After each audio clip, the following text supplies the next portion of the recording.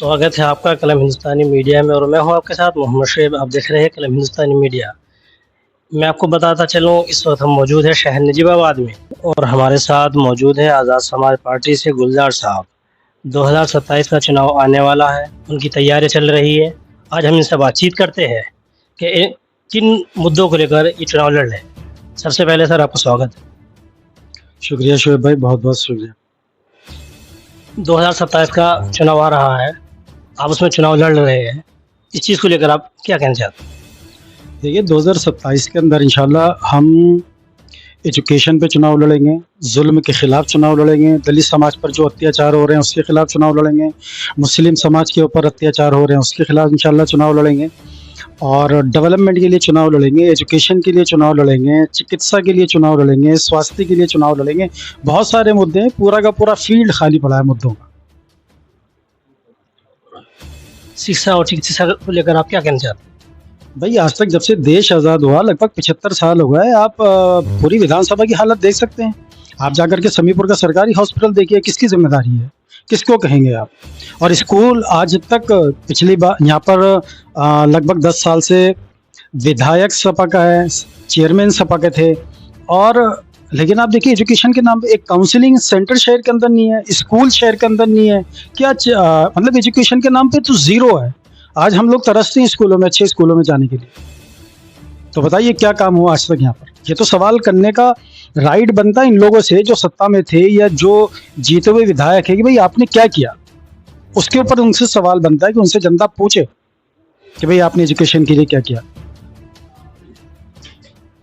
और आप ये बताइए कि आपको उम्मीद है कि चुनाव अगर लड़ेंगे क्या आप जीत सकते हैं? इसके बारे में क्या कहना चाहते हैं? बिल्कुल इंशाल्लाह हम चुनाव लड़ेंगे भी और इंशाल्लाह जीतेंगे भी। बहुत आसान समीकरण है कि मुसलमानों को समझ में आ चुका है कि अब किसको वोट देना है। दलित और मुस्लिम और ओबीसी और ये जो जितना समाज है इन सबको पता है कि यही एक ऐसा कॉम्बिनेशन है जो उत्तर प्रदेश के अंदर सरकार बदल सकता है। तो इंशाल्लाह हम लड़ेंगे और इंशाल्लाह ज़रूर जीतेंगे। विपक्ष का कहना है कि पहले आप AIMIM पार्टी में थे, उसके बाद आप आज़ाद समाज पार्टी में आ गए, इसकी क्या वजह रही? आप इसके बारे में क्या कहना चाहते हैं? देखिए जहाँ तक विपक्ष की बात है, विपक्ष वाले तो खुद पता नहीं किस किस पार्टी में थे। अब यहाँ पर इतना मौका नहीं है कि मैं उनकी हिस्ट्री गिनवाऊँ कि वो किस किस पार्टी में थे। और रही देखिए चुनाव की बात, चुनाव समीकरण पे होता है, हालात के ऊपर होता है। इस टाइम ज़रूरत थी कि वोटर्स ना बिखरे, इधर उधर डाइवर्ट ना हो और ज़रूरत है इस टाइम हमें सरकार बदलने की, सत्ता बदलने की। तो राजनीति के अंदर ये तो सवाल ही गलत है कि किस पार्टी में थे, क्या नहीं थे। ये तो वक्त और हालात के हिसाब से इंसान चलता रहता है और ये ज़रूरी है, करना भी चाहिए। वरना जो लोग 20-20, 25-25 सालों से पार्टी में पड़े, उन्होंने क्या कर लिया आज तक? शायद बदलते तो कुछ करते। जैसे एक सेंटेंस है, मूव विथ टाइम, वक्त और हालात के हिसाब से चलना चाहिए अगर तरक्की करनी है तो। दूसरे राजनीति का ना ढर्रा बदल चुका है। अब ना वो वाली राजनीति नहीं रही कि भैया मैं तो इसमें हूँ या उसमें हूँ, मेरा तो ये आइडियोलॉजी है। आइडियोलॉजी होनी चाहिए लेकिन ज़रूरत और वक्त और हालात के हिसाब से इंसान को मूव करना चाहिए और स्टेप लेना चाहिए। मोहम्मद अली जो है यूनिवर्सिटी का जो मुद्दा चल रहा था, उसकी न्यूज़ भी तमाम आई, खबरें तमाम आई, उसके बारे में आप क्या कहना चाहते हैं? देखिए ये जो जौहर यूनिवर्सिटी का मुद्दा है, ये समाजवादी पार्टी की नाकामी का एक मुद्दा है।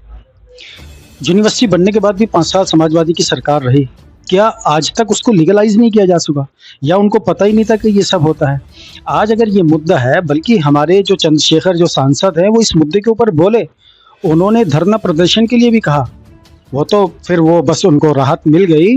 अदरवाइज आप ये बताइए कि आजम खान किस पार्टी से थे, किस पार्टी से उन्होंने ये यूनिवर्सिटी बनाई थी? आज क्या हालात है उनके?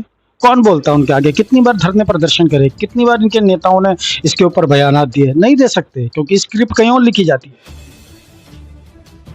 कुछ लोग सवाल करते हैं गठबंधन के मामले में कि आज़ाद समाजवादी पार्टी और इसके अलावा जो दीगर पार्टी है सब ये मिलकर चुनाव लड़ेगी, इसके बारे में आप क्या कहना चाहते हैं?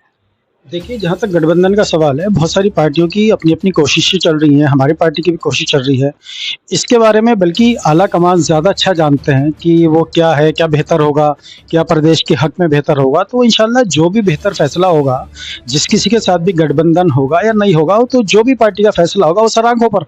जुड़े रहिए कलम हिंदुस्तानी मीडिया के साथ। मिलते हैं नेक्स्ट बार। जय हिंद, जय भारत।